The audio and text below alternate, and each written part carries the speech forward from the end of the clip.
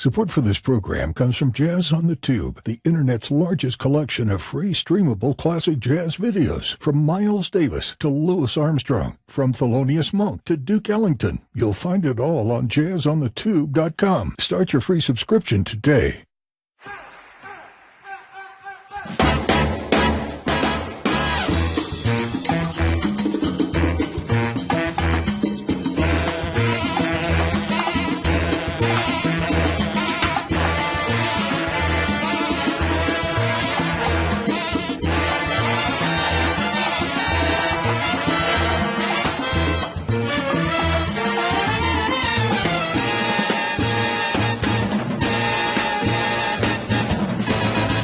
Hi, this is Ken McCarthy, and welcome to another Jazz on the Tube podcast. In these podcasts, we talk to all kinds of people. Sometimes we talk to musicians, but we're looking to talk to everybody who's involved in the field of jazz, writers, scholars, educators, filmmakers. And today we have somebody who you must know. I almost fell out of my chair when I saw this. You're going to love it. To me, it's some of the most important work that's being done in jazz scholarship or jazz filmmaking or whatever category you want to put into it. So let me explain how I came across this. As everybody knows, I spend way more time on YouTube than a human being should. I do that for you so that you get the good stuff and that you don't have to spend that much time on YouTube. You can just go straight to the good stuff. And I come across things, and I came across this clip of Phil Woods talking about meeting Charlie Parker and what a huge impact that had on his psychology and his approach to music and his career. And I thought, my God, this is one of the best little short clips on the dynamic of jazz and jazz education and jazz evolution that I've ever seen. And it's coming from Phil Woods, and it's about Charlie Parker. This is amazing. And then I discovered this wasn't just one clip. There's a ton of clips like this, all from the same guy who I'm going to introduce to you right now. And I'm so glad that he's doing this work, and I'm going to ask him how he came to it and what he's doing and what his future plans are. So welcome, Rob Wagner. Thank you, Ken. Thank you very much. Wow. So what are you up to? I mean, this is just this. Because I'm a film guy and a jazz guy, and part of my day is devoted to sharing jazz films with people. This is literally like one of the most exciting things I've seen in a long, long time.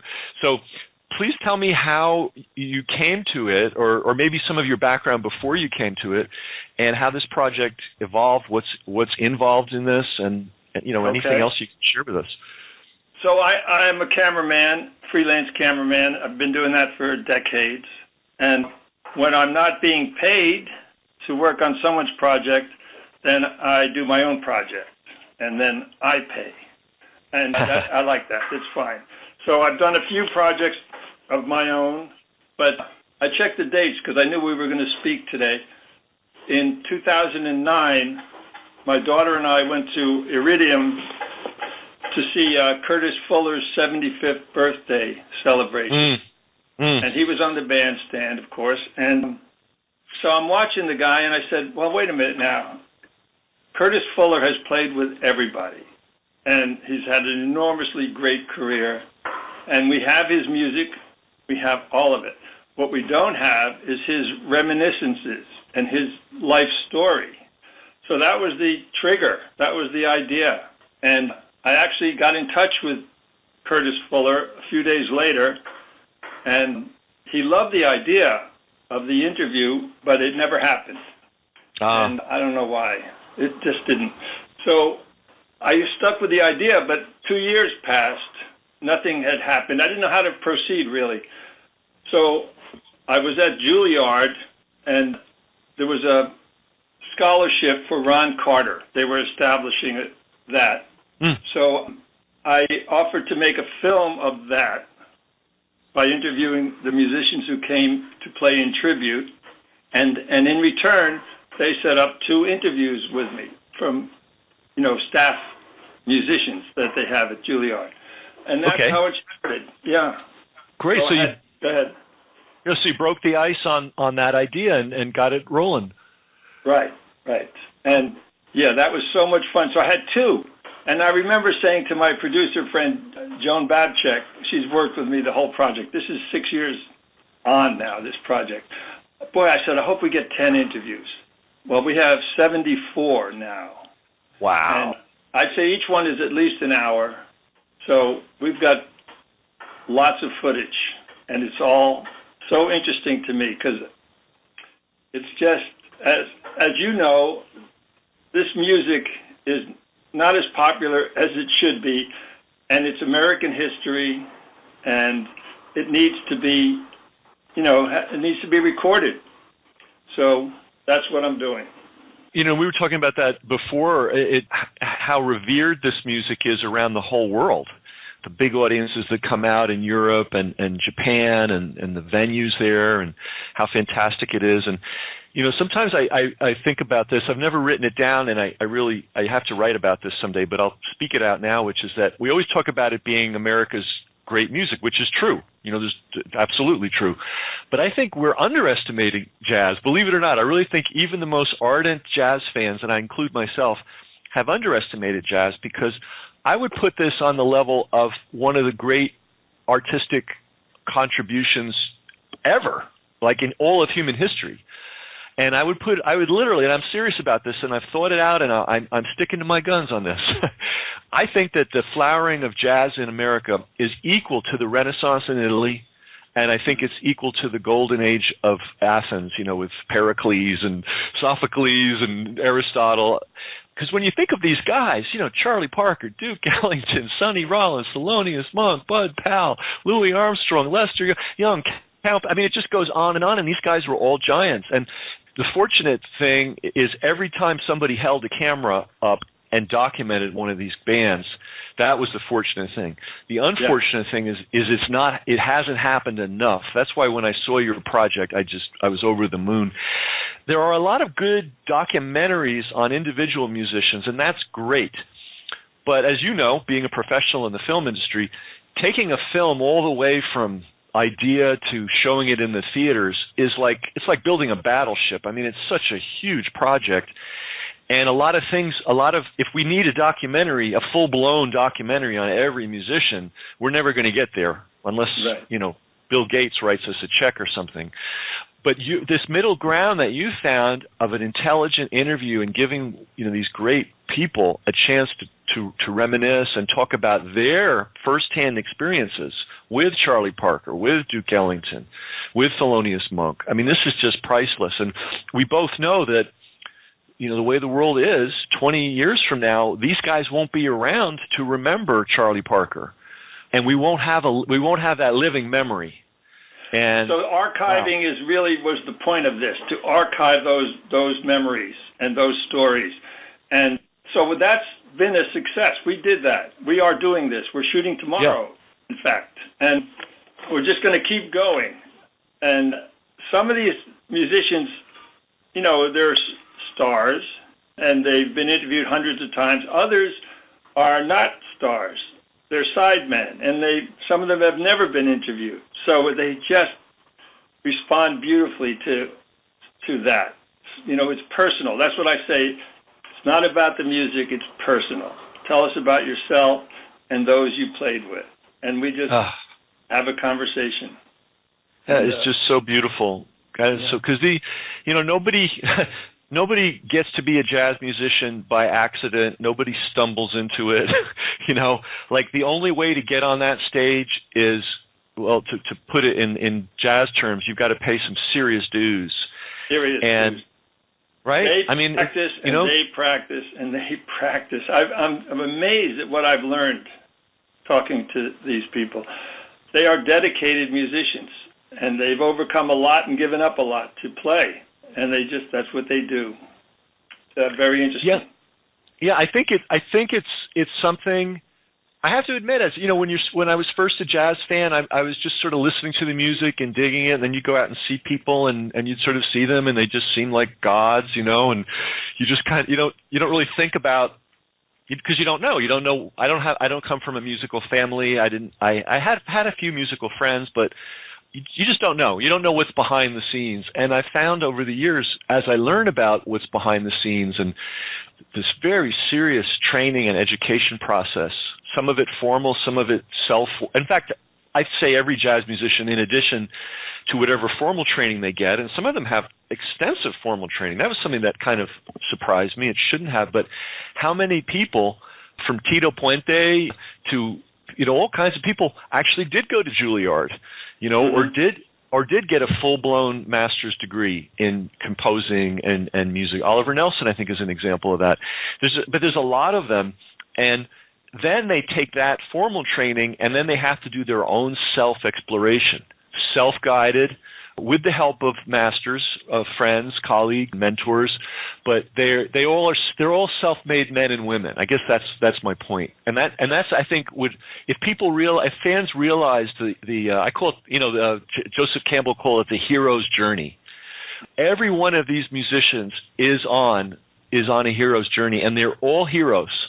Because, as you pointed out, they had to overcome so many things to get in the game. And if I could just add to what you just said, they had all this training in maybe classical music or whatever, but they're drawn to jazz, and they go to jazz. They don't just, it's not something they just take up lightly. They are moved to study it and to learn it, it's just great. So one of the questions I ask is, at the end, after we've been talking for a while, music is a whole, everything is music, but you don't play everything. You play what you like to play.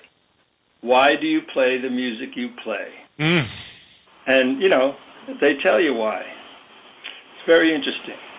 What a great question, because you're right. These guys could play anything. They could be studio musicians. They could be touring with Britney Spears and getting big money if they wanted to go that way. I mean, technically, they can go in any direction they want, but they choose to go this particular road. Wow! And so you're getting the answer to that from dozens of musicians. Yes. Wow. It's very good. So this project is, as I said, it's sort of a success right now because I've archived a lot, and we're still doing it. And that's really what was the original aim. But if you think that you might want to take this footage and do something with it, there's a million things you could do. I put together just a little piece where two musicians are talking about Betty Carter, two musicians who played with her, Paul West on bass and Winard Harper on drums. And so they talk back and forth, not, the editing, about her. And then we do a little piece on her that I got from a thing called Jazz on the Tube. And and it's just remarkable. So the few people I've shown it to, they go, "Oh, Betty Carter. Wow." And they go listening for her now. It's remarkable. Mm-hmm. And that's, that's a 5-minute piece, including her song. So that's one thing. Another thing, really, you can go in a million directions. You could do it linearly through the years, but you could have people answering the same question. Like on the bandstand, regardless of the instrument you're playing, the instrument the musician's playing, I say, who do you listen for? Who do you rely on? Who do you depend on? And the answers are, interesting. They're just interesting. Most people like the bass. They count on the bass. Really? Okay. Yeah, bass player, usually the drummer. I mean, that is the rhythm section, piano, bass, drums, as you know, but that's what they do. They just rely on each other. And then we talk about if there's a mistake on the bandstand, how they cover it up. They say usually the audience doesn't know. It's just so much fun to have these conversations because it's educational for me in the extreme. I'm just hearing things I had no idea about. I was saying earlier, too, I think every little bit, or I think we talked about this off the record, but I'll put it on the record, we're all advancing, whether we're, some people are genius musicians, some people are journeymen, some people are students, some people are not musicians at all. They can't read, they don't know what a chord is, but they know what they like. And we're all advancing, even if we don't know anything about the technicalities of music. When you learn something even a simple thing like who do you lean on when you're playing? Who do you relying on? And you learn, oh, it's the bass player. Well, that's interesting. Well, that educates you, so the next time you go to see something or you listen to something, right? You're kind of paying more attention to that bass player, and you're realizing, oh, that guy's not just somebody standing in the background plunking away at this big wooden thing. He's kind of like the anchor here. Okay, well, let's So we're all exactly what I've never appreciated the bass as much as I do since I've been doing this project. It's just, as soon as you tune into it, you realize the strength of it and how it just drives the band, the bass. It can do that. And if I may, Ken, I'd like to say one more question that gets a great response. Yeah, please. I sort of frame it this way. I say, every night you're playing with world-class musicians. Oh, I would like to interject at this point. This is not the question. These are arguably the best musicians on earth. Mm-hmm. I mean, I really feel that way. Mm-hmm. Who knows? No argument there. Yeah. Anyway, so I say you're playing with the best, great musicians, and the quality is always top notch. Even on a off night, it's just high quality music. I said, but some nights something happens and the music just takes off. Tell me about that. And to a person, Ken, they say it never happens enough. And they describe it in every which way, how it's from the heavens, how it's out of body, how it's, they're not even playing their instrument. They're just standing there and the music is flowing. And it's just a great, great thing. So a whole segment of this project could be that, answer to that question. I get it. We live in the age of the mashup, where we go, we're just in a different media environment. As you know, film used to be this precious commodity. You'd have to lug around these huge reels, and when you edited, you'd have to hang them on clotheslines and glue it together. I mean, and now a 6-year-old literally, and I've seen this. I saw a 5-year-old edit a film. Wow. I mean, it was a short film, but she edited. I mean, this and I've been I had a little bit of involvement in the. I used to work at the Film Center building, and I know the whole deal, right? So, but we're in a different media environment now, and what you're creating is this unbelievably rich palette of colors that future filmmakers or contemporary filmmakers can. We will talk about how they can work with you in a second, if you would, can assemble things like the things that you're describing. Maybe a reel just of drummers talking about drumming. Maybe a reel just of bass players talking about playing bass. Maybe some of the things that you've suggested too. I mean, you're creating.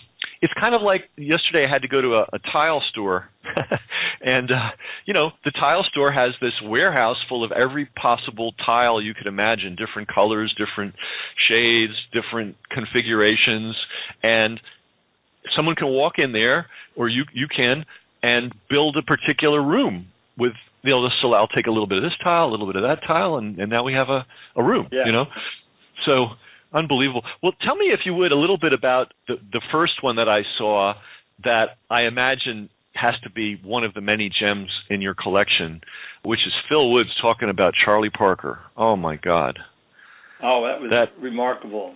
He recently passed, Phil Woods. Yeah. And this is why, by the way, but this is why what you're doing is so important. If you had not captured that, it would have been lost forever. And now because you did capture it, everybody that loves jazz, that really wants to dig deep into it, has access to that clip. And I'm telling you, that clip is a semester course on, I don't know what even to describe it. But no. And that, when he was talking about that was the definition of this project. That's what we wanted to hear. It's funny, but there's as you go through the generations, we started looking for the 90-year-olds, and we got many of them, and then 80-year-olds, and then one guy in his 60s, he said to me, we're like the lost generation. He said, don't leave us out. He said, we caught the big names at the tail end of their careers. So that opened up a whole new world for me as far as, potential interviewees. And he was right, So Phil Woods, we went to his house. I had a PA. I have a crew, a standard crew that we work with all the time. But I had a PA with us, and Phil Woods' office is like in a loft in his house, off the living room, upstairs. So we were there loading in and all that. I had already said hello to him upstairs, to Phil Woods. And in the living room, I said to the PA kid, I said, hey, go upstairs and say hello to Phil Woods. You'll be glad you did. And he was very reluctant, this kid. But he was following orders. So he went upstairs. And Phil Woods obviously heard me say that to him. And as soon as he got upstairs, I heard Phil Woods say, hey, buddy, what's your name? I go, wow, that is awesome. He put the kid at ease. He did the work for the kid. He didn't know what he was going to say, It was brilliant. Anyway, we had a great interview with Phil Woods. And he tells other stories, of course, but I just pulled that one out because it was so representative. And truth be told, not every jazz musician is like that. However, a very high percentage of them are. In other words, they're trying to uplift everybody. Yeah. That's part of their mission. Besides the music, they're all about bringing other people up. I totally agree. Listen, 74 interviews. I would say, personality-wise, we ran into 2 sours. You know what I mean? Mm-hmm. Now, when you take 74 people off the street, you're bound to get more than 2 sour personalities. And so it's remarkable. Imagine 74 lawyers, 74 doctors, 74 accountants. Yeah, you're going to get a lot more than 2. And I'll say filmmakers and web designers. I mean, exactly. They are a remarkable group of human beings. And it goes back to what we were talking about earlier. Is you've got to be a remarkable human being to get in it and stay in it and persist over the decades. Mm-hmm. It is not handed out. It's not, you don't get a check every week. You don't, there's no pension. There was Joe Wilder, the trumpet player, passed about, 4 years ago. I don't know. But so we made a 4-minute film from his interview. And they, at the church on Park Avenue, is it Park or Lex? The jazz church? St. Peter's? Yeah. Yep. Where they always have these memorials. Yeah. It's free. When they have it, it's just they announce it on BGO, and people fill it up, the church. So at that one, and they showed that film there, which was gratifying to me, just as part of the memorial. But I'm watching the memorial, and there's musicians flew in from all around the country, some from Europe, to play for Joe Wilder in memorial. And I said, and it went up for about an hour and a half, I guess, not much longer. I said, you could not put this show together, just as a concert. Right, as a commercial event. You couldn't do it as a commercial enterprise. Yeah, and the musicianship on the stage is so outstanding. And, it filled up the church, the people did, but it doesn't happen that way often. I mean, these clubs in New York are small venues, and God bless them. They're great. The sound is great, but they're small, and so they can fill up and they can sustain, but they're not getting the attention that musicians that they deserve. We had an experience like that just in the last month as a fundraiser for Puerto Rico. The old village gate, now La Poussin Rouge, offered their space, and Bobby Sanabria organized a benefit. And, oh, my God, the people that came out, Paquita de Rivera, Randy Brecker, Candido, John Faddis, and Larry Harlow, the great salsa player, piano player, just on and on and on. And I'm probably leaving somebody out, and I apologize. Jimmy Owens. And then Bobby's band, which has got 20 crack musicians in. I mean, just top flight guys. And we were all thinking you couldn't organize this for Carnegie Hall, but but because it was to help in the case of the benefit, in the case of your story, to honor a great person, or in this case to offer help, these guys just come. The rules are different. And I know Randy Brecker, speaking about planes, he was doing some gig in China and came back a day early, no sleep, to make sure that he could participate. So this is what goes on. It is what goes on. It's remarkable. Yeah. Yeah. You know, one thing you mentioned too earlier, which I'm so happy to hear, you're interviewing the side men and the side women because they are the unsung heroes of jazz. Their musicianship is every bit as sky high, but not everybody can be the star, and the star needs the side men to make it happen. So, and they're not given the credit or the attention they should be getting, so that you're interviewing them. And you've mentioned that for some of these guys, you're the first interview they've ever had. Mm-hmm.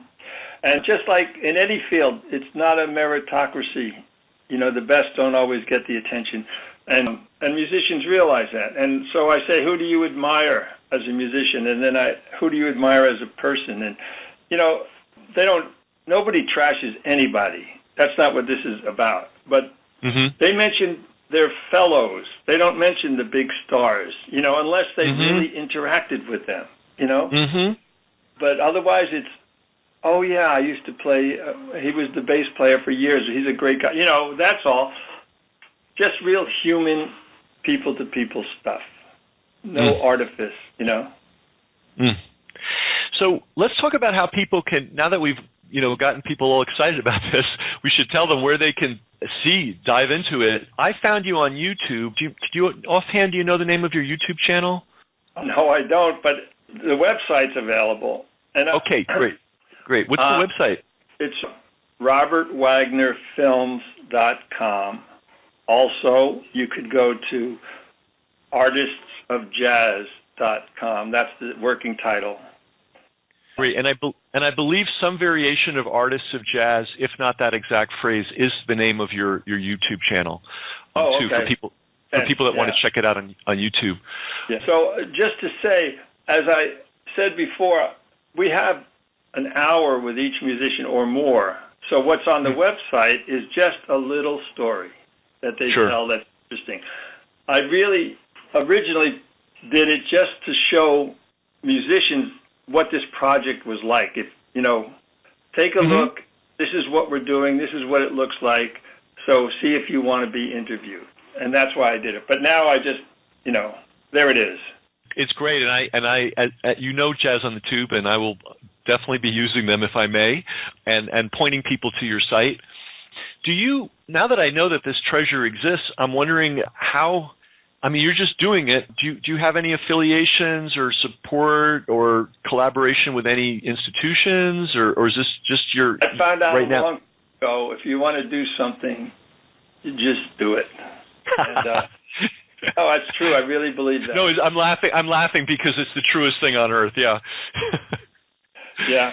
I mean, you can look for grants. You can, and then it's just, then they want to have their opinion, and you know, if you can proceed financially or whatever, proceed. That's how I look at it. And yeah, so it's my project, and I love that idea. You know. And that's how Jazz on the Tube was built too. I didn't have time to do anything except do it. And now I've got this thing, and now I got to figure out what to do with it. Let's say I'm just thinking of some scenarios. What if somebody's a filmmaker and they're doing a documentary on one of your subjects, or on a theme that, you know, is in your archive? Can they contact you and, you know, talk with you about working something out with the material? Sure. How does that? Yeah. Yeah, you can. Yes, absolutely. Let's see. I mean, you can contact me through the website for sure. I think you did once. Yes. Yourself. That's easy. And yeah, I mean, I really don't know what to do with this footage other than someday just dumping it somewhere where someone would appreciate it. You know, if we don't turn out to try to make a longer single project out of it, you know. I don't really know. Well, it's great that you've got the short clips up on YouTube and on your site. That alone is just it's a massive contribution. I'm thinking, you know, this is something that I have on my list of things to do, which is a very long one. And as you may know, there are now, and this shocks me because this wasn't the way when I was growing up, but there are now hundreds of formal jazz education programs in the country, if not the world. Yeah. And I know there is a jazz education group. I can't remember the name of it. I attended their conference last year in New Orleans. And so there's an organized group, of jazz educators. And, gee, they should all know about you. I guess is my short story. But let me say this: you just reminded me of something. The older musicians talk about that even into the 50s, maybe, or 60s, they didn't teach jazz in colleges, and no way. They did not do that. There was no such thing. They didn't even want you to play jazz, and so they're studying. Those who went to school are studying other musics, classical mostly, I guess. Oh my God, so many things have just landed in my brain.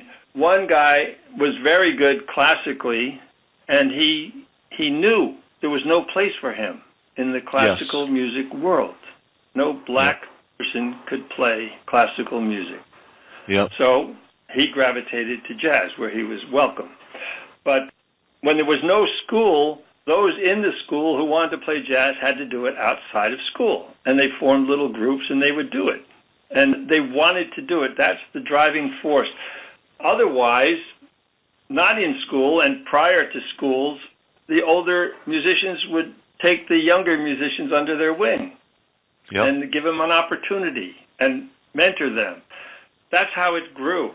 And people say that's not happening anymore. Schools have taken over, The mentoring from musician to musician isn't happening nearly as much as it was. Every once in a while when I go around to these concerts at these venues, some musicians, younger ones, even young, even 60s and 50s and stuff, they bring out the older guys, out of respect. And they let them play. And it's just great to see. I had a conversation recently with David Amram, and he was, he's a very positive guy, and he was diplomatic, but I think he was hinting at a concern that he had that, it's great that there's the classes in the schools. I mean, that's a great thing, but that it was getting a little too formalized. Mm-hmm. And that formalization, and I'm putting words in his mouth right now. This is now me speaking. But when I read his bio, which I'm reading right now, fantastic book, by the way, his writing, he's like Mark Twain. If people haven't read David Amram, they're missing something huge, as I was. But he talked about his own upbringing, and it was exactly that. It was the mentoring. He grew up in, where was this? I guess it was D.C., yeah, one of the places he was in. And, he's a white Jewish kid, and this guy was an older black guy, and the black guy heard him play and said, hey, come and join our gig. We're going to be at the Elks Lodge or something. And so he invited this 12-year-old kid, based on his chops, to come and play, and paid him $1. And when he was, this was his first gig, and when he was 12, and when he was there, the guys would give him little hints, and for instance, he got there earlier. He was the first one there, and then when the first musician arrived, said, "Good kid, this is how you need to be." So these little musical education, but also a moral education and a how to be in the world education, and we don't want to lose that, and we don't want it all to be this formalized school thing where you got to pay tuition and you got to pass the exam, and you know what I mean. This is teaching some balk at the way they're being taught, the way they're teaching students these days. It's too, what was the word you used? It's too rote or something, Yeah, formalized. Yeah, too formalized. They don't like that so much. Can I tell you one quick story I just thought of? Please. Jimmy Cobb, he said Miles was playing one night somewhere, and Philly Joe didn't show up. So they made an announcement, anybody have drums? And the guy says, I have drums in my trunk. And he said, well, go get them. So this guy got to play with Miles Davis, set up his drums and played a set. And, memorable for sure. Yep. So at the end of the set, he comes to Miles and he said, so how did I do? And Miles says, go apologize to the owner. Oh, ouch. Ouch. Well, real world. Well, that it's interesting. This just popped into my mind. The film production world has some similarities to the jazz world. In other words, hey, we need a grip. Can you do this? Yeah. Okay. Do it. No, you're absolutely right. The parallels are exactly the same.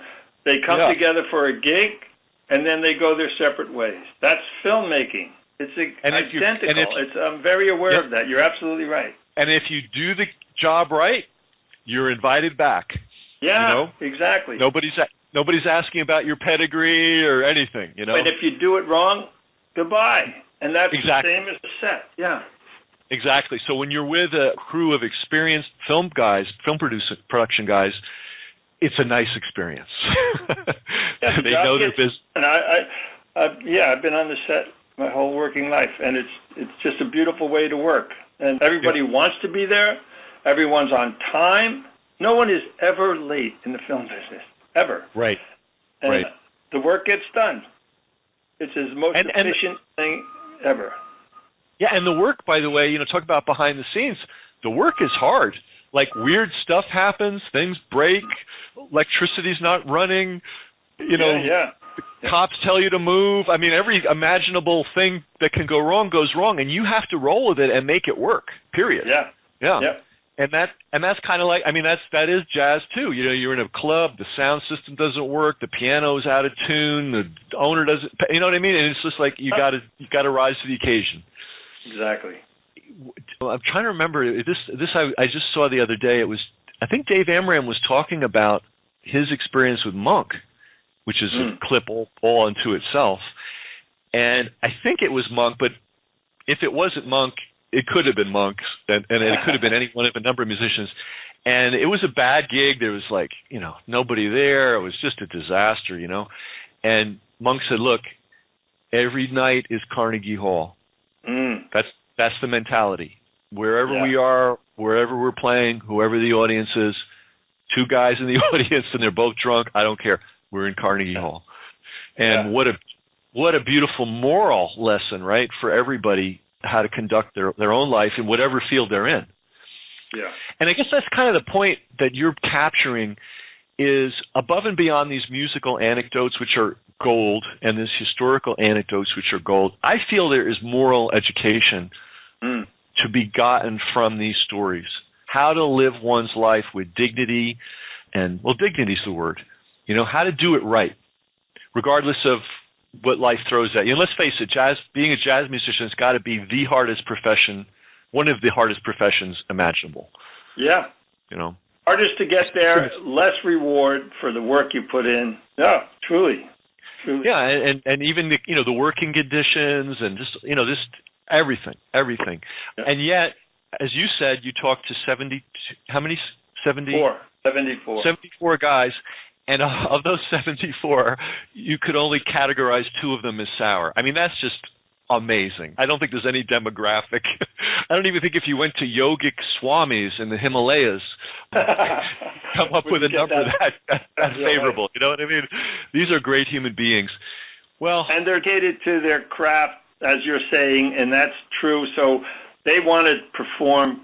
They want to do it the best. Someone said, Thelonious Monk says, we swing from first note to last note.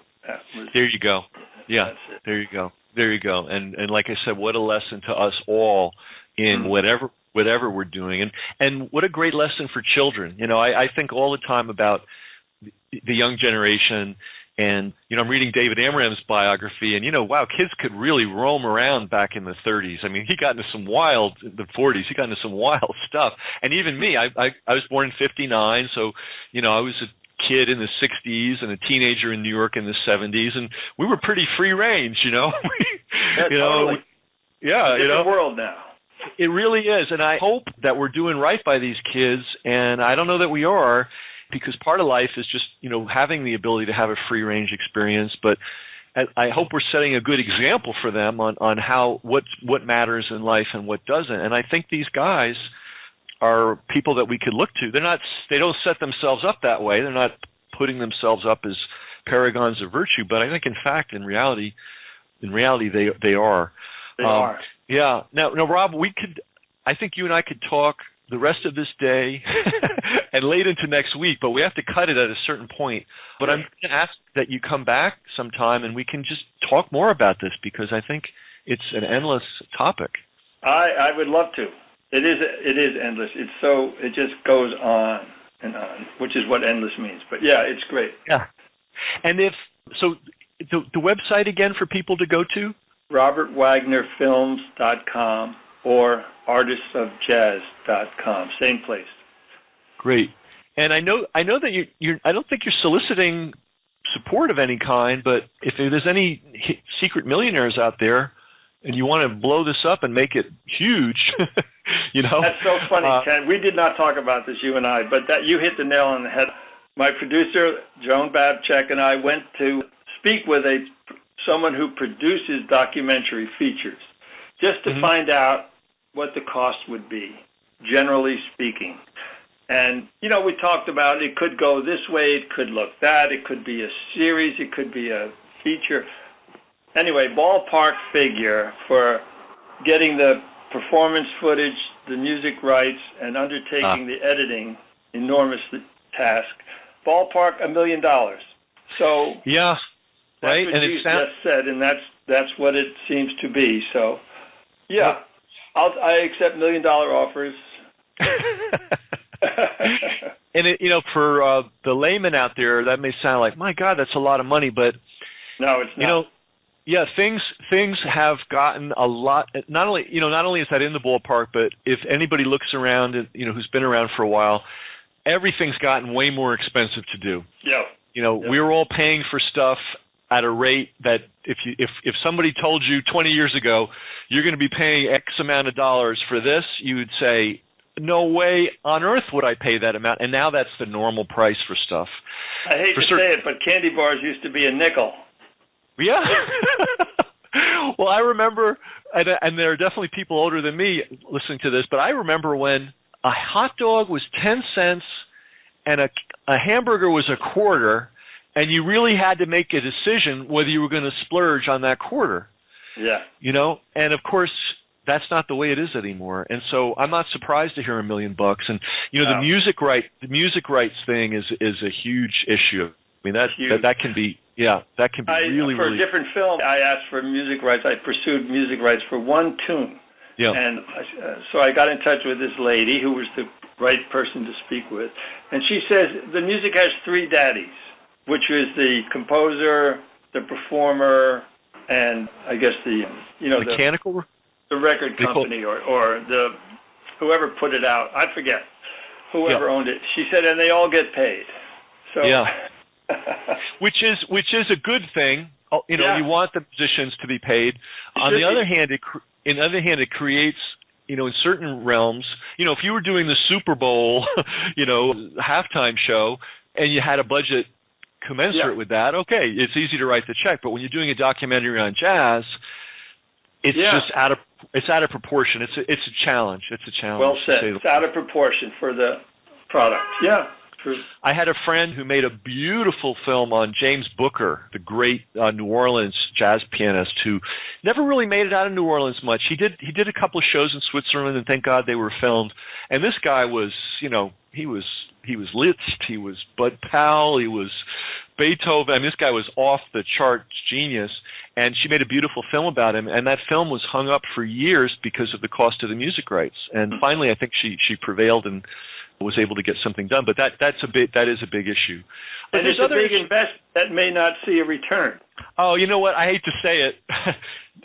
Knowing what I know about business, I can pretty much say there's never been a jazz documentary that's done anything but cost the producer money. Yeah, exactly. I mean, so I think that. It's a labor of love on this end too. Yeah. Yeah, and I got to tell you, that's why I say, I don't see a mechanism that you have set up to solicit contributions to your expenses. No. But I want to put that in the ear of some people. If you're somebody that's got some people do. Some people have got more resources They got plenty of, I never call it disposable income because there's nothing disposable about money, but I call it, but there is, some people have more discretionary income than others. That's just a fact, And if somebody's in that position and they love jazz, I got to say this, from a point of view of honoring the living while they're alive and then having a record of them for future generations, I don't know anybody that's doing a better project. And I say that as a guy that spends all day looking at jazz videos and investigating this jazz world. There's a lot of great documentaries out there. They're all important. I support them all. They're very valuable. But this just simple, and it's not simple because there's a lot of work involved, but it's conceptually simple. This simple project giving the musicians a chance to talk about their lives and their development in music and their experiences in music and their experiences with other musicians, and just piling that up so that we have it. Because we got to remember, we're all mortal, and when these guys go, it's gone. And I want to just go back to what I said earlier, and I really stand by this. Jazz is not just America's great contribution to world culture. It is that. There's no question. This is jazz. What these men and women accomplished, I think, is right on par with the Renaissance and the Golden Age of Athens. I don't see, or any one of these other golden ages that have flourished through history on the planet. Those are just the two ones that come to my mind, It is something for all humanity, for all time. And I think we're going to have great musicians, and we do have great musicians coming up all the time, but I doubt we're ever going to have a slice like those guys from Louis Armstrong, Mm-hmm. up to. No, you're right. I hope it happens again, but that was something that humanity, and it takes, all those things have to line up, all the historical forces, all the economic forces, all the demographic forces, all the creative forces. It's like rolling the dice, and they come up with a certain configuration, or it's even more complex than dice. It's really more like 6 balls in the lotto. It's going to come up a certain set of numbers, and it may never come up that set of numbers at that level ever again, ever. So the social forces that cause that to happen, well said, by the way, what you just said. Yeah. The social forces that caused it to happen include a heavy dose of racism, where people were denied access to other things, so they created this incredible music. That's how I see it. Well, you talked about something very important, and this could be one of your sub-films easily. The number of musicians of a certain era who got full-fledged classical training and were superb musicians by any standard, who found out when they grew up, oh, no, you can't play in the Los Angeles Symphony. That's never going to happen. Right. And that happened, I know, to Eric Dolphy. Mm-hmm. And I know that, I believe that was also the case with Charles Mingus. And I know it's the case with many guys of that generation. It's not just a few. Right. They were young people, and they poured their heart. I mean, I can't imagine anything more heartbreaking, frankly. I mean, can you imagine that? I mean, it's crazy. No. But it's what happened. And what did they do? The history of America tied in with this history of music, Yep. And what did they do? They took that and they made something spectacular for the ages that will live forever. It's kind of like, this isn't a perfect analogy, but it's kind of like, where do pearls come from? Well, pearls are sand, this irritant that an oyster has to deal with. And that's what that generation, a couple of generations of people actually, that's what they did with what they had, with what they were faced with, and I think that would be a very interesting story, and I think it's important, something for people, because people, young people have no idea. They don't know that you could not be a lawyer, you could not be a teacher, you could not be a doctor, you were virtually banned. They're always the rare person that somehow, by some unbelievable force of personality and luck, got through that. But for the most part, doors were closed everywhere. Mm-hmm. And kids just can't, I don't think they know. I don't think they know how bad it was. And I think this at least the musical kids could get that lesson. They could see, my God, are you kidding me? They wouldn't let Eric Dolphy play flute in the Los Angeles Symphony. Are you kidding me? It illustrates the madness of it, the insanity of it, so beautifully. So Anyway, I hope I know everybody's going to go look at your site. I don't even have to encourage people. They're practically already there. They may have left us a half hour ago. And then they said, enough with these guys. I want to see the films. But I just can't speak highly enough of what you're doing. If we can help in any way, every time we run, we're going to run some of your YouTube clips with your permission. And every time we do, we're going to have a direct link to your site. If anybody's, like thinking, gee, I got this $1 million, I don't know what to do with, or I'm looking for a good thing to do it with, I would really talk with Rob, because I just don't, in the realm of jazz, in the realm of history, in the realm of culture, this is one of the big, great projects I know of. So, Rob, thank you so much for doing this. Thank you for those kind words. Yeah. I would say I have a friend who does the YouTube stuff for me. I don't do that, so I don't know how much is on YouTube, but all those little pieces that I've done are on the website, so I'll say that. And of the 74 interviews, I think I've only got about 40 on the website, so I'm way behind, but I'm working on it. Okay. Hey, let me ask you this, and this sometimes opens up a can of worms, but if a capable, competent, and I believe, I hope everybody heard that, capable, competent, reliable, professional young person who wants to be an intern and contribute their skill and diligence. Everybody hearing that? This is not a babysitting job for Rob. I'm talking about somebody that's coming ready to work. Would you be able to make use of somebody that had all those skills and was top-notch? Absolutely. Yeah, right. Contact me through the website. Sure. Great. We have a couple PAs on each shoot, so yeah. I mean, they don't have to be that advanced, but an interest in film, interest in music is good. Well, the main thing is they know how to work. Yeah, if there's little technical things they need to learn, that I get that, but we need people that know how to work that are going to be a plus. I don't know if you've done this. I'm almost inclined to do it on your behalf with your permission. There are a lot of film programs in the city, and I wonder if some of those film departments would like to let their students who need projects and need experience know about you. Yeah, right. Well, I think I love the film business. I really do. The whole process, as we spoke earlier, it's just fun. And the thing is, for me, this project, we shoot once a month. That's it. Gotcha. So there's only so much I can offer to anybody. I have a standing crew, but I would not discourage someone from getting in touch. But great. Yeah. Very good. Hey, is somebody washing a car back there where you are? Yeah, no. Don't ask. Okay, I won't. Okay, hey, you know what? You've been so generous with your time. Let me thank you again and say goodbye, and everybody go visit Rob's site, and if you can think of a way to be helpful, I think this would be a great place to put energy. Okay, Rob, thanks a lot. That was a pleasure, Ken. Thank you. Okay, bye-bye. We hope you enjoyed the podcast. If you did, please share it. That's how we grow.